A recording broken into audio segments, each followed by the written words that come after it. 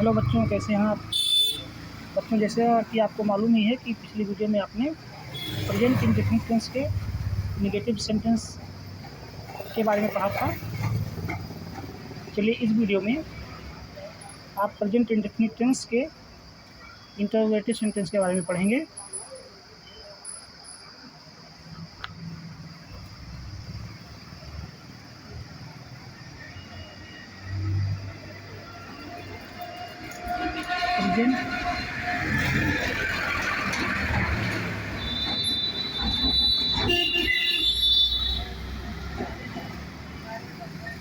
Present indefinite tense के interrogative sentence.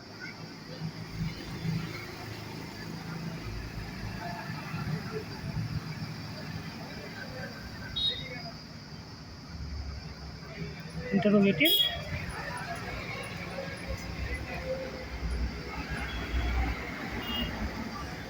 Sentence के बारे में पढ़ेंगे। चलिए पहले जो है आप अनुवाद के नियम देख लीजिए। पहला नियम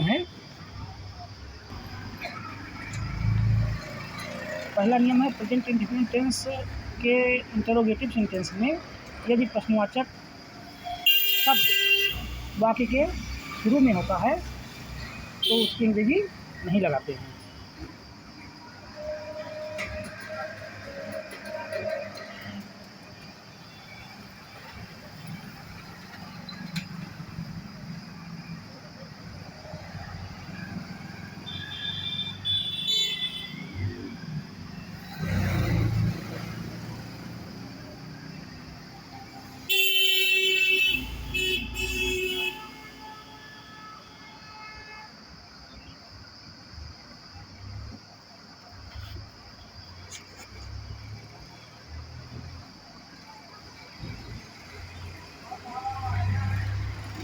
प्रेजेंट इंडेफिनिट टेंस के इंटरोगेटिव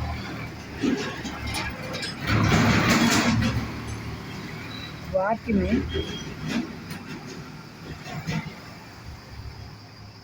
यदि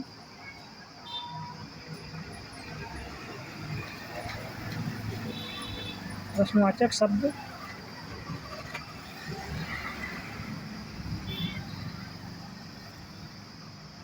वाक्य के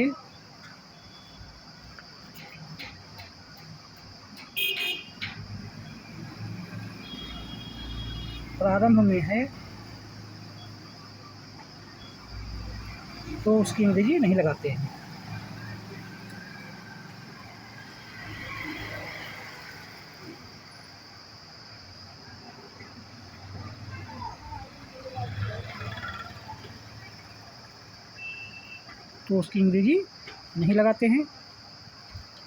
प्रेजेंट इंडेफिनिट टेंस के इंटरोगेटिव सेंटेंस में यदि प्रश्नवाचक शब्द वाक्य के प्रारंभ में हो तो उसकी अंग्रेजी नहीं लगाते हैं।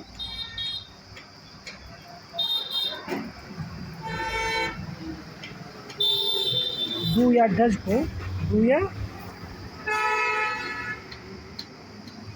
को कर्ता के अनुसार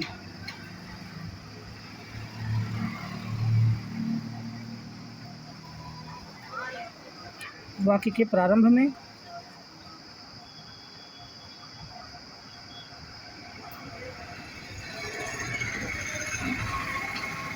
लगाते हैं।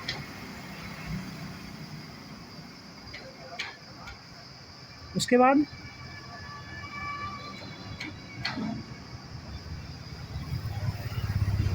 कर्ता के बाद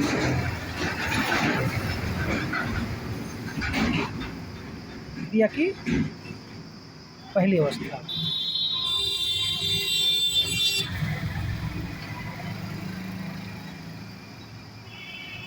का प्रयोग करते हैं।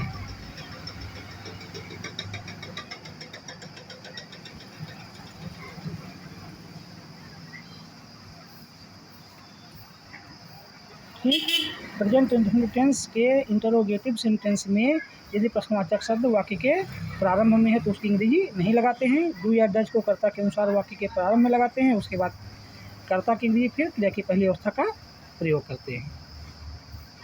दूसरा नियम है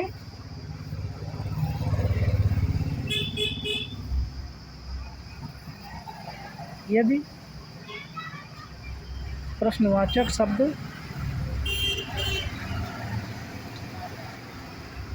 वाक्य के बीच में है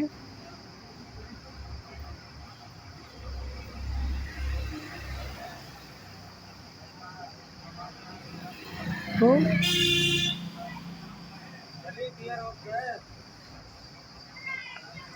सबसे पहले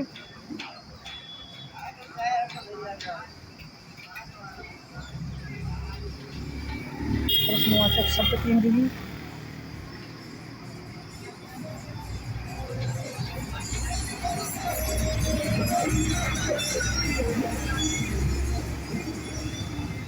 प्रश्नवाचक शब्द की अंग्रेजी, उसके बाद डू या डज,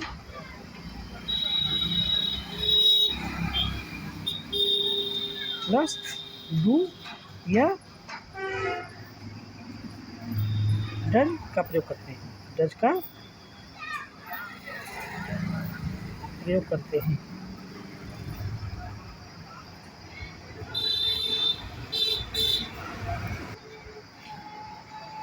चलिए कुछ उदाहरण देखते हैं। पहला उदाहरण देखिए, वाक्य है क्या मैं स्कूल जाता हूँ, क्या मैं स्कूल जाता हूँ।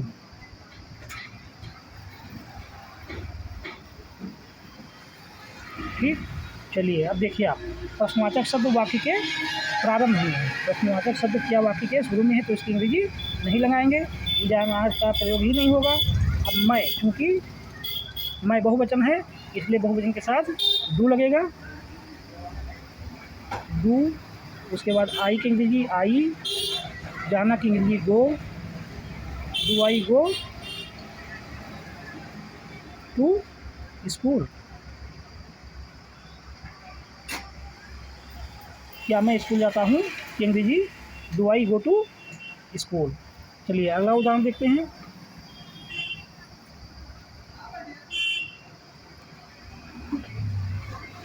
दूसरा उदाहरण देखिए, क्या तुम पत्र लिखते हो, क्या तुम पत्र लिखते हो।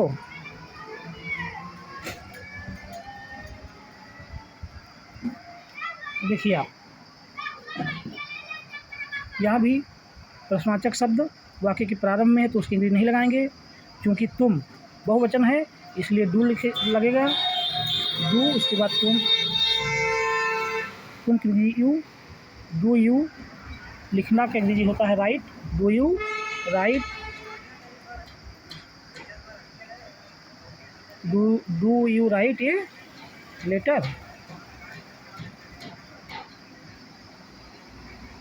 क्या तुम पत्र लिखते हो कि अंग्रेजी होगी do you write a letter. अगला उदाहरण देखिए, तीसरा, क्या वह गाना गाती है, क्या वह गाना गाती है, क्या वह गाना गाती है। क्या वाक्य के शुरू में है इसकी अंग्रेजी नहीं लगाएंगे। अब क्योंकि वह की अंग्रेजी होती है सी, तो सी एक वचन है इसलिए सबसे पहले डज, DOES, डज। वह की अंग्रेजी सी, डज सी। सिंग का गाना होगा, does she sing a song, does she sing a.